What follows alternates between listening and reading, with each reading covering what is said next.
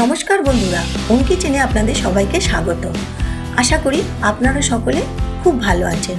আজকে আমি আবারও একটা নতুন রেসিপি আপনাদের বানিয়ে দেখাবো। আজকে আমি দেখাবো টমেটোর পুর দিয়ে মোগলাই পরোটা। বিশেষ করে যারা নিরামিষভোজী তারা এই রেসিপিটা অবশ্যই করবেন, আর যারা ডিম বা চিকেন দিয়ে করেন তারাও করবেন। দেখবেন ডিম বা চিকেনের থেকে কোনো অংশে এই রেসিপি কম না। ভেতরটা যেমন জুসি, বাইরেটা তেমন ক্রিস্পি, খেতে কিন্তু অসাধারণ লাগে। অবশ্যই আপনারা এইভাবে একবার ট্রাই করবেন, করে আমাকে অবশ্যই জানাবেন যে এই মোগলাই পরোটা আপনাদের কেমন লাগলো। ভালো লাগলে অবশ্যই আমার চ্যানেলটি সাবস্ক্রাইব করে বেল আইকনটি প্রেস করে দেবেন। প্রেস করে দিলে যখনই আমি নতুন ভিডিও ছাড়বো সবার আগে আপনাদের কাছে পৌঁছে যাবে। তবে চলুন এবারে রেসিপিটা বানাবো। দেখুন ভেতরটা কতটা জুসি দেখে বোঝা যাচ্ছে, আর বাইরেটা একদম ক্রিস্পি। এর জন্য আমি টমেটো, পেঁয়াজ, ধনেপাতা, রসুন আর কাঁচা লঙ্কা নিয়েছি। এগুলোকে আমি কেটে নেব, আর রসুন আর আদাটাকে গ্রেট করে নেব। দেখুন এইভাবে আমি কেটে নিয়েছি। এবারে প্যানে 2 চামচ মতো তেল দিয়ে প্রথমে রসুন, আদা আর কাঁচা লঙ্কাটা একটু সাঁতলে নেব। রসুনটা কিন্তু একেবারে ব্রাউন করে প্রথমেই ভাজবেন না, পরে যখন পেঁয়াজ আর টমেটোর সঙ্গে রসুনটা কষাবো তখন কিন্তু এটা একদম ব্রাউন হয়ে যাবে। দেখুন আমি অল্প করে একটু কষিয়ে নিয়ে পেঁয়াজটা দিয়ে দেবো, আর সঙ্গে টমেটোটাও দিয়ে দেবো। এইভাবে রান্না করলে ভেতরের পুরটা কিন্তু ভীষণ সুন্দর হয়। এবার আমি টমেটোগুলো দিয়ে দিলাম, আর টমেটো দেওয়ার সঙ্গে সঙ্গে নুন দিয়ে দেবো, এতে টমেটোটা খুব তাড়াতাড়ি নরম হয়ে যাবে। এবারে নুন হলুদ দিয়ে ভালো করে টমেটোটাকে একটু ভেঙে নেব, মিশিয়ে নেব। এইভাবে একটু ঢাকা দিয়ে রান্না করলে খুব তাড়াতাড়ি টমেটোটা নরম হয়ে যায়। দেখুন 2-3 মিনিট বাদে টমেটোটাই কিন্তু তেলটা ছেড়ে দিয়েছে। আমি ম্যাগি আর ইপি মশলা মিশিয়ে 2 প্যাকেট দিয়ে দিলাম, দিয়ে ভালো করে মিশিয়ে দিই। ভেতরের পুরটা কিন্তু দারুণ টেস্ট হয়। আর দিয়ে দিলাম চাট মশলা আর খানিকটা গোলমরিচের গুঁড়ো, সঙ্গে দিয়ে দিচ্ছি খানিকটা গ্রিন চিলি সস আর 1 চামচ মতো শেজওয়ান সস, দিয়ে ভালো করে মিশিয়ে নেব। দেখুন ভেতরের পুরটা কিন্তু সুন্দরভাবে মিশে গেছে। এবারে এটা একটু আটো করার জন্য বা বাইন্ডিংয়ের জন্য আমি একটু ব্রেড ক্রাম্ব দিয়ে দিলাম। এবারে এটাকে ভালো করে 2-3 মিনিট কষিয়ে, দেখুন কষানো হয়ে গেছে। উপর থেকে ধনেপাতা দিয়ে এটাকে ঢাকা দিয়ে রেখে দেবো।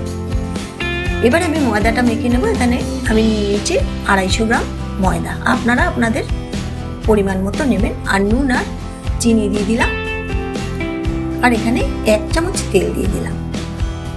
এবারে ভালো করে ময়দাটাকে ময়াম দিয়ে নেব।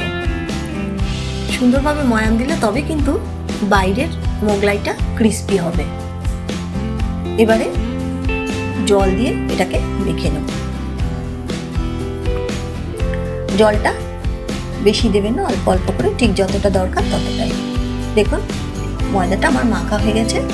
এবারে এতে আবার একটু 1 চামচ তেল দিয়ে এরকম করে একটু মাখিয়ে 10 মিনিটের জন্য রেস্টে রাখবো।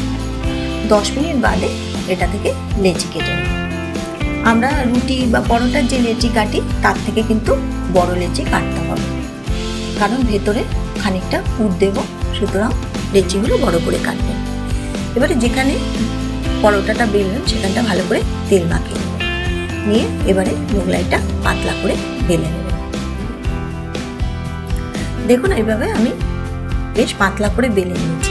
এইবারেই হচ্ছে মোগলাই ক্রিস্পি করার জন্য প্রথমে 2 পাশটাকে ফোল্ড করে নেবেন, এতে কিন্তু মোগলাইটা ভীষণ ক্রিস্পি হয়। আর যদি প্রথমে পুর দিয়ে 4 পাশটা আপনারা মোড়েন তাহলে কিন্তু ভেতরে অনেক সময় কাঁচা থেকে যায়।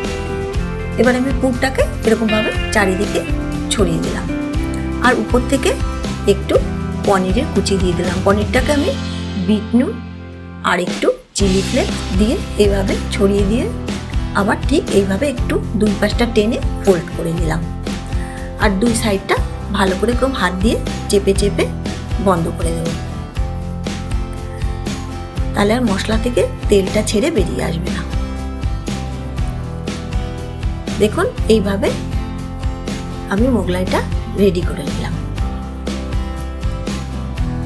এইভাবে অবশ্যই আপনারা বানাবেন, দেখবেন মোগলাইগুলো ভীষণ ক্রিস্পি হবে।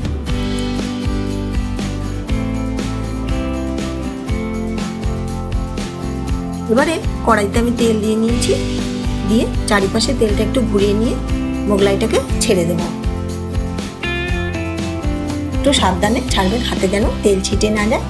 এবারে খুন্তি দিয়ে মোগলাইয়ের গায়ে এইভাবে তেলটাকে ছিটিয়ে দেব, এতে এটা কিন্তু সুন্দরভাবে ফুলবে। যে অংশটা ফুলেছে সেটা দেখলেই বোঝা যাচ্ছে উপরের অংশটা কতটা ক্রিস্পি হয়েছে। আবারও একটু ঘুরিয়ে নিয়ে এই পাশটা আমি এর উপর তেলটাকে দিয়ে ভেজে নেব।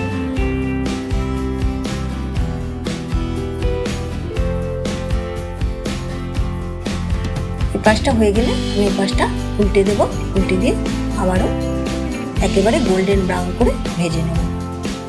দেখুন কতটা সুন্দর দেখতে হয়েছে, খেতেও কিন্তু ঠিক ততটাই ভালো হবে।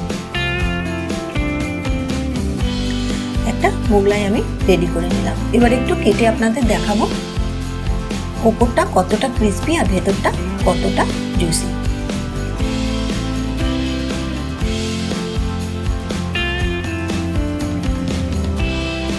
দেখুন ভেতরটা কতটা সুন্দর হয়েছে আর বাইরেটাও দেখেই বুঝতে পারছেন কতটা ক্রিস্পি হয়েছে। হয়ে গেল মোগলাই পরোটা রেডি, টমেটোর মোগলাই। এবারে আমি এখানে জিরা আলুর সঙ্গে সার্ভ করবো। এটা দিয়েও কিন্তু খেতে খুব ভালো লাগে। আর একটু পেঁয়াজ, শসা, টমেটো সস দিয়ে এটাকে সার্ভ করে দিন। উপর থেকে একটু চাট মশলা ছড়িয়ে দিন। রেডি হয়ে গেল টমেটোর পুর দেওয়া মোগলাই। বন্ধুরা এই মোগলাই কিন্তু খেতে ভীষণ ভালো হয়, বিশেষ করে যারা নিরামিষ খান আর যারা আমিষ খান তারাও কিন্তু এটা খেতে খুব পছন্দ করবেন। রেডি হয়ে গেল একেবারে জুসি আর ক্রিস্পি বাইরে থেকে মোগলাই পরোটা। তবে আজকে এখানেই শেষ করছি। আপনারা সকলে খুব ভালো থাকবেন। দেখা হবে আবার নতুন কোনো রেসিপি নিয়ে। নমস্কার।